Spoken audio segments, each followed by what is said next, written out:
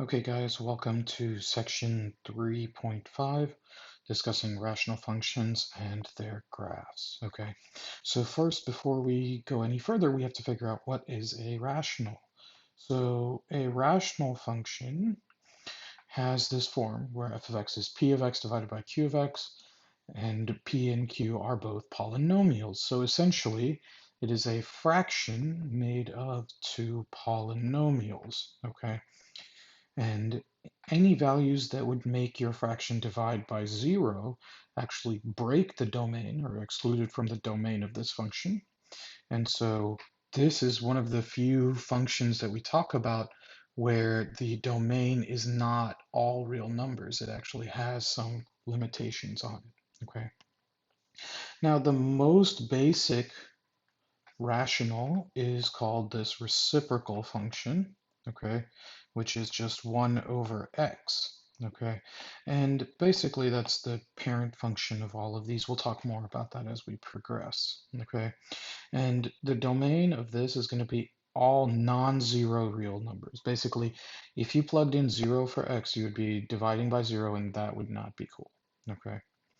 And so we also talk about studying the values as your function approaches the value 0. So it can't actually plug in 0, but we can get close. And what happens is as those values of x get closer to 0, so the number is getting smaller, the value of the function, the y value, is actually increasing, okay? And this notation below, where we see f of x goes to infinity as x goes to 0, okay, is a way of describing that. So what are we saying? The y values will head towards infinity, and we used absolute value to show like, hey, it could be positive infinity or negative infinity. But as your x values get closer and closer to 0, okay, and we can never touch that 0 line, right? So we're never going to be able to input x equals 0. And this behavior, where the y values increase towards infinity or negative infinity, is what we call a vertical asymptote. Okay, so if your x value approaches a number, and the y values will constantly get larger and larger and larger as you get closer and closer to it, that is what makes a vertical asymptote. Okay, and so what about the opposite end of this? What about when our x values increase? What happens to the y values? Well, if you think about a fraction, the bigger your denominator, the smaller your fraction. So it starts to get closer to 0, okay? And as your x values approach infinity, we define what we call a horizontal asymptote, which is a value that your function will approach as the x's increase without bound, okay? And so in this picture, I'm going to just highlight what the horizontal and vertical asymptotes are. So the vertical asymptote is at 0. So we have the 0 line, and as your x gets closer to it, your graph goes off towards infinity on both of those. And we have this horizontal asymptote, which I'll do in green, where the graph approaches 0 as you go further and further out. Okay. And so these two asymptotes are in general the defining features of this graph.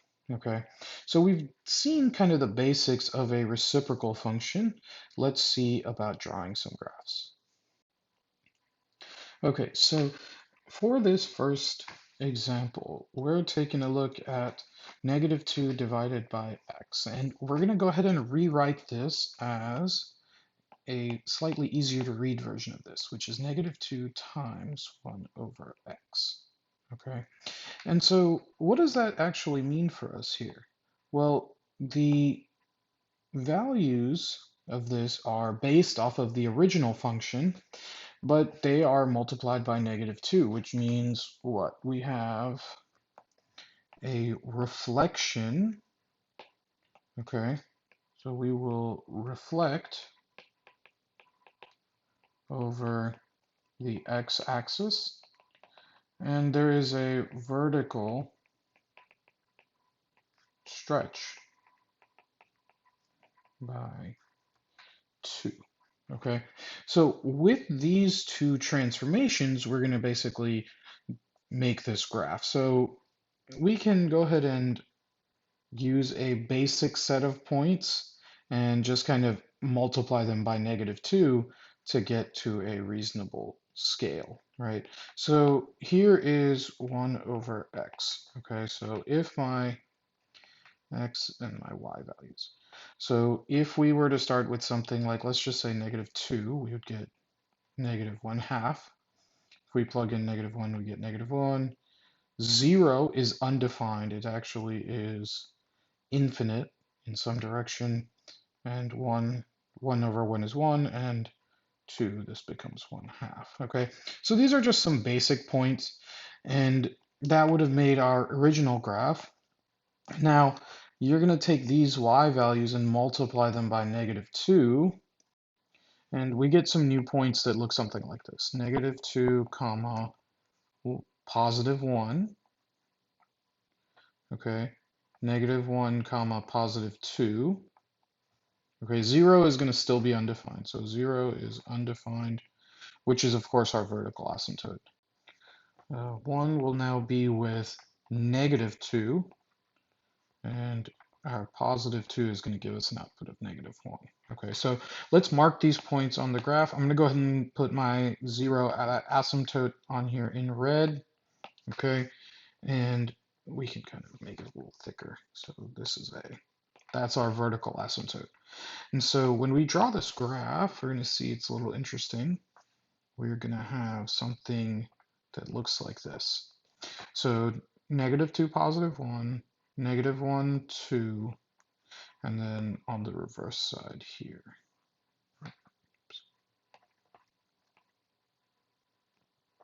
And so what is this doing? You can see that our graph again is going to have also a horizontal asymptote here at 0. Okay, so I marked that in red. And so it is very similar, in fact, to what we had originally, but it is, of course, flipped over. So this is going to fill in somewhere like this. And remember, it's going to get closer and closer to this asymptote as you go further out. And same here. So as you come this way, it's going down towards -infinity, and this side is going towards positive, right? Towards that 0 mark, I should say. So here we have a vertical asymptote at x equals 0 and a horizontal asymptote at y equals 0. Okay, and so these two asymptotes are the main defining features of this, and the graph kind of has to fit around those. Think of them as guidelines for where you're going to draw these lines. So once you put some points down and you can see where the lines are, it's all about connecting and making them fit around the asymptotes. Okay, let's take a look at another one. We've got another example where we've got 2 over x plus 1. Okay, and we'll again think about this in terms of the transformation. So let's rewrite this a little bit. 2 times 1 over x plus 1.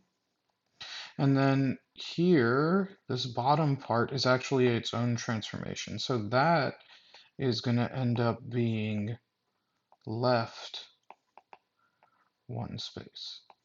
Okay, and this one is a vertical stretch by 2. Okay, now what I'm going to note is the asymptote is actually going to shift left along with the entire graph. And so my asymptote this time, the vertical one, is going to be here at -1.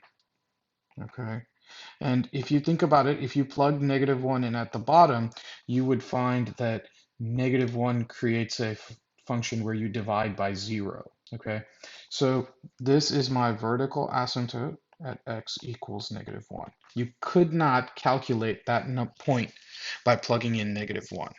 Okay, and so now our horizontal asymptote is still going to remain the same. Okay, our function hasn't been moved up and down, it's only been moved left. So my horizontal asymptote is actually going to be at 0 still. And we'll do that with the highlighter. So here we go. We've kind of got our asymptotes, and we can plug in some numbers to see what we would get. Okay, so let's do a few points from here.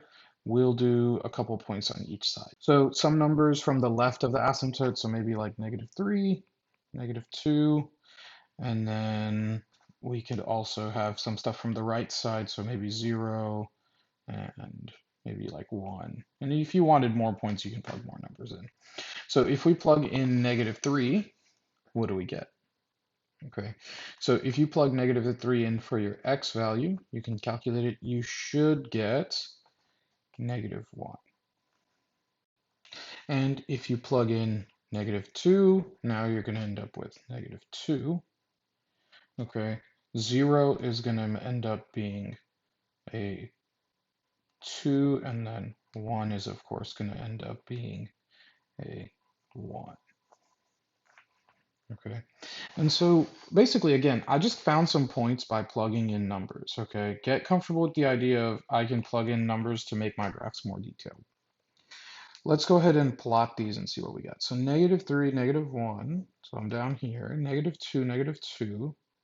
And so you can kind of see, okay, my graph is trending downwards here. If you go further out, your numbers are going to constantly get more and more close to 0.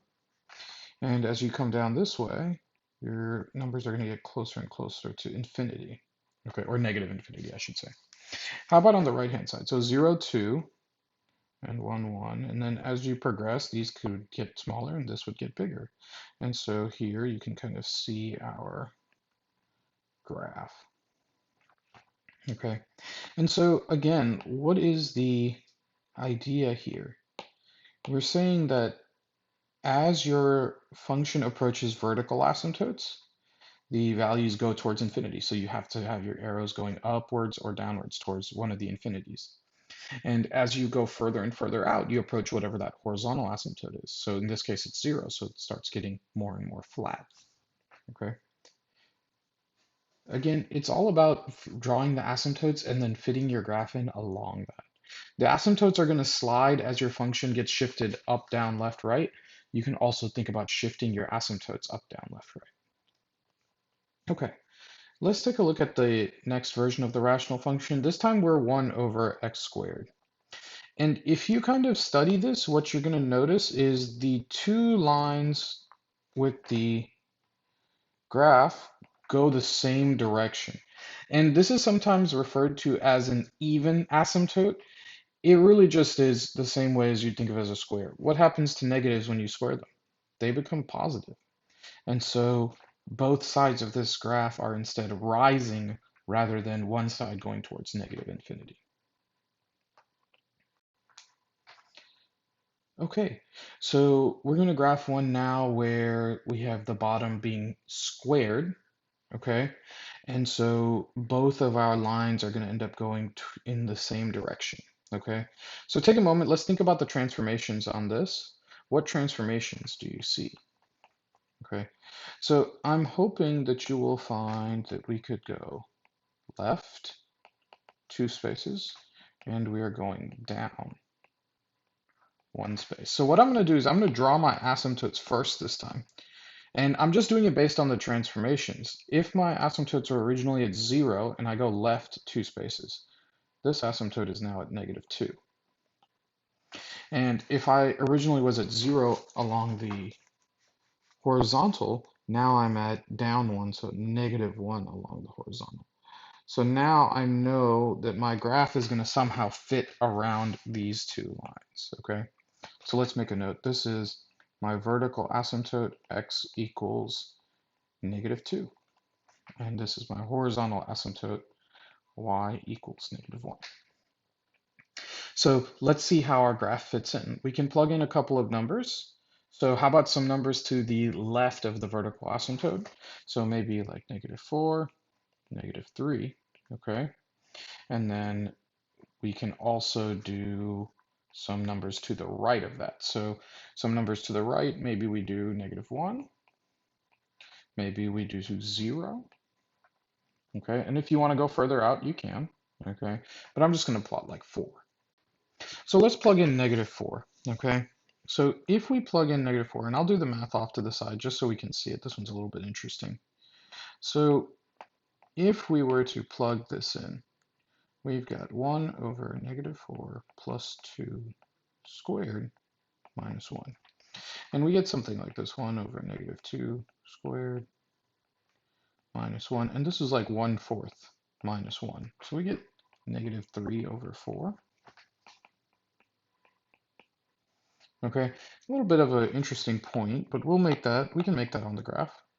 And we can kind of continue the same thing and work these out. So negative 3, we're going to end up getting 0.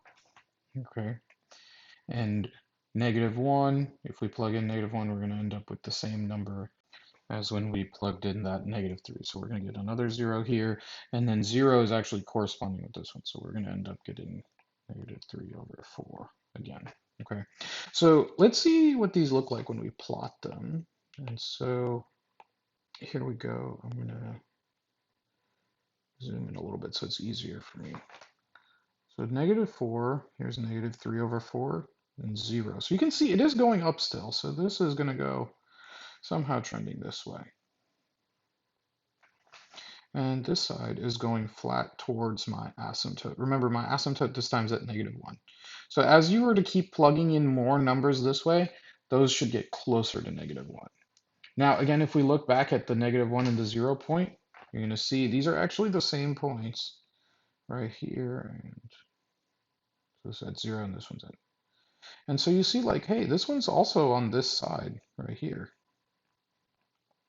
Okay. And so this graph, you can see these are both on the same side of the graph, and that is because this asymptote is squared. So again, this is sometimes referred to as being an even asymptote. Okay. And again, it just means that it has like an even exponent on it, and both sides are going to go the same direction. Okay. So just be on the lookout for if you ever see something where they say, oh, this is an even asymptote. Okay. It just means the exponent on there is the same, is an even number, and that means they go in the same direction. Okay, so let's talk a little more about asymptotes. So earlier, I kind of said the original asymptotes are 0 horizontal and 0 vertical. And then we can kind of shift them up, down, left, right based on the transformations of the graph. We can get a little more in depth than that though. Okay, so vertical asymptotes are any time you would set your denominator equal to 0. Okay, so any point where the bottom of the fraction, like if you had x minus 2, you would say x equals 2 is a vertical asymptote. Okay, and anything that comes from the denominator creates an asymptote. So any variable you have at the bottom, any x value, can create a vertical asymptote. So it's important that you factor in, always find all the vertical asymptotes because you can have multiple of them. Okay. Now, the other asymptotes, which is generally talking about horizontal and slant asymptotes. Okay. So this is kind of interesting. There is a very handy acronym that we use to remember this, and I'll mention it below. Okay, so what we look at is based on the degree of the polynomial. Okay, so if your numerator has a smaller degree than the denominator, so if you have something like this case, x plus 3 over x to the 5th plus 2x. Okay, this case, the horizontal asymptote is y equals 0.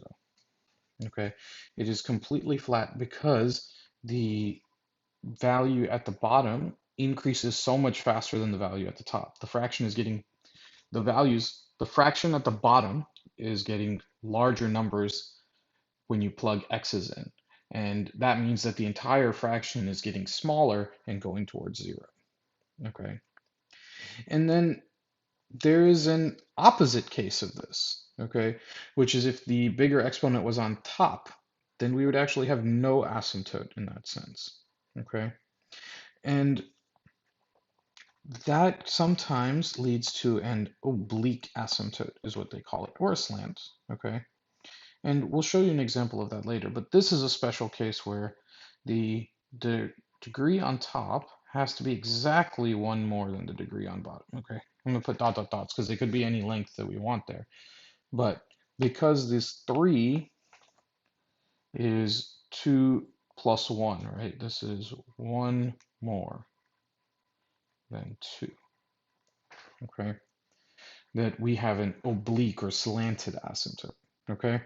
And then the final case would just be if you are equal, if your two exponents were the same, right? So something like this, x to the fifth plus 3x squared over x to the, let's say 4x to the fifth minus 2x plus 1, okay?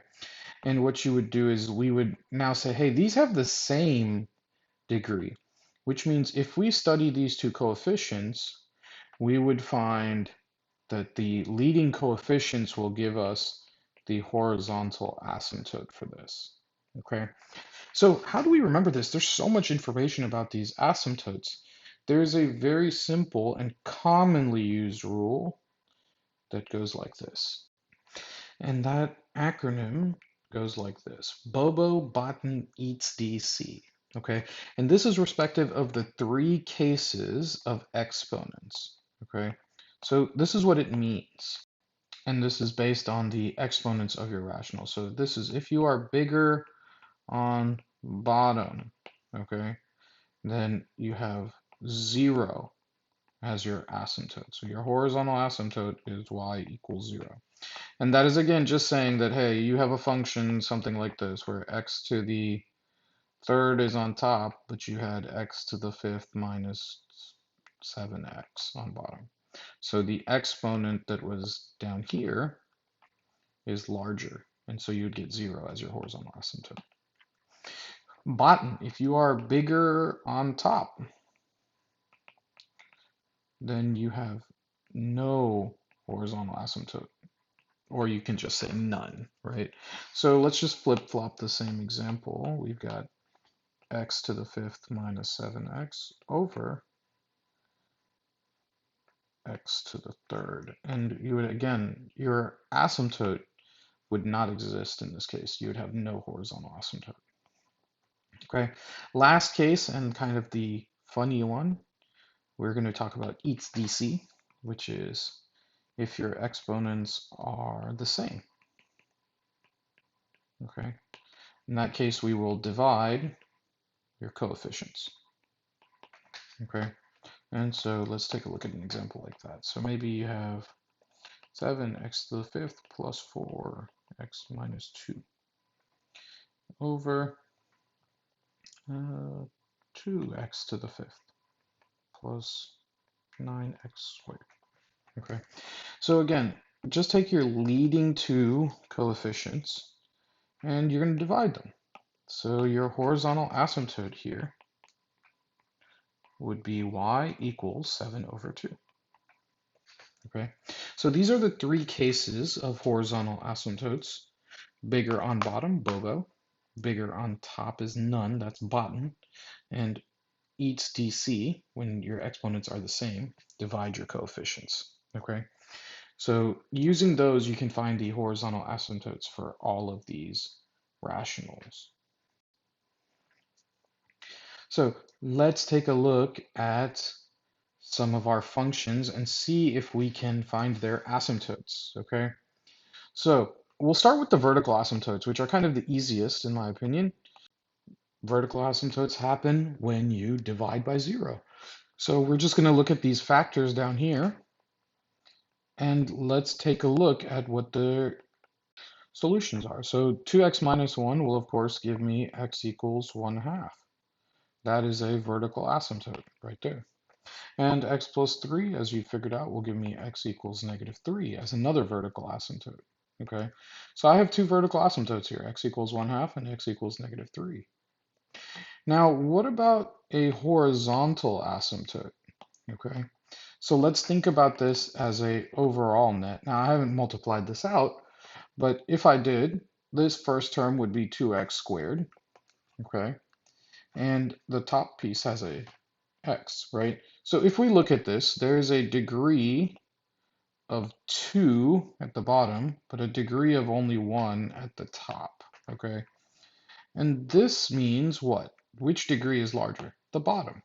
And so we are bigger on bottom, which means y equals 0 is going to be my horizontal asymptote, okay? So 3 asymptotes that we found, 2 verticals and a horizontal, okay? Let's take a look at this second one. Again, vertical asymptotes are going to come from this denominator. So what is my vertical asymptote going to be in this case? That's right, x equals 3, okay? And if we look at our degrees here, both of these have a degree of 1. So I'm going to actually compare the two coefficients. So I've got 2 over 1 in this case, 2 over 1. And so when my exponents are the same, we will divide the coefficients with them, okay? So 2 divided by 1, we're going to get y equals 2 over 1, or just 2, as our horizontal asymptote, okay? So we found the vertical asymptote to be 3, found the horizontal asymptote to be 2, okay? Okay, and now our last case, okay? Let's check this last one out, okay? So let's again start with our vertical asymptote, the easy part, okay? So the vertical asymptote here is x equals 2. So that is my vertical asymptote. And my horizontal asymptote, right? There is no horizontal asymptote because the exponent on the top is larger than the exponent on the bottom, right? There's a little nicer color. So degree on top is greater, so bigger on top is none. That spells bottom, okay? B-O-T-N. Now, in this case, we are in the special case, okay? So let's make a note here. Top degree is 1 greater. Therefore, we have a slant or oblique asymptote. Okay, so how do we find that? Okay, this piece of information is saying that because this degree is 2 and this one is a 1, this has to have a slant asymptote. So to find that, we're actually going to divide. Okay, so let's set up some synthetic division here. You guys are all experts on this part by now. So let's divide to find this. So over here, I'm going to put the 2, and then don't forget to fill in your blank term. So we're going to have 1, 0, 1. Okay, bring our first number down, multiply, add, multiply, add. Okay, now we don't really care about this remainder. Okay, we just ignore this. The slant asymptote is based purely on this, which is going to tell me that it is x plus 2 is the slant asymptote.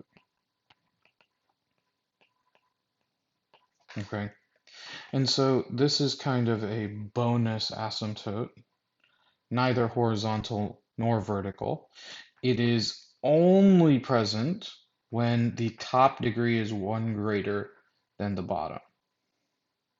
Okay, and so we need to keep an eye out for that. Okay, so in these guys, we've seen 3 different examples, and we've seen all 3 cases for horizontal asymptotes. Okay, and so we've seen a horizontal asymptote where it's 0, one where the exponents were the same and then we had to divide, and one where we had an oblique or slant asymptote where we're in the special case. The degree on top is exactly 1 more than the degree on bottom. Okay, and let's finish out our lesson with this. Okay, and so this last piece is a very handy chart for how to graph a rational.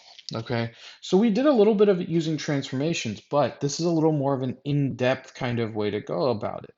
I highly recommend that you guys read and get familiar with how you would do this, okay?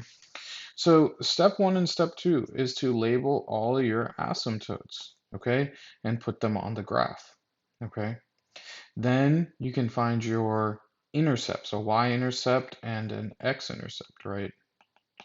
Plot those, okay? Then we do a few more things like plotting points and then completing your sketch, okay? So really, we haven't talked very much about step five, which mentions if your graph can actually pass through one of your horizontal or oblique asymptotes. And it's kind of an interesting point, but not one that we are really diving into here. Okay, so think of this as your quick summary of how you would want to draw these graphs. Draw asymptotes, put your intercepts, both x and y intercepts, and then plot additional points to make sure that you have everything in the correct spots on the graph. Okay, so this last table on the back is going to be very helpful to you guys about when you have to graph and find certain features of your rational functions. Okay, all right, I hope you found this video helpful. Good luck and happy studying.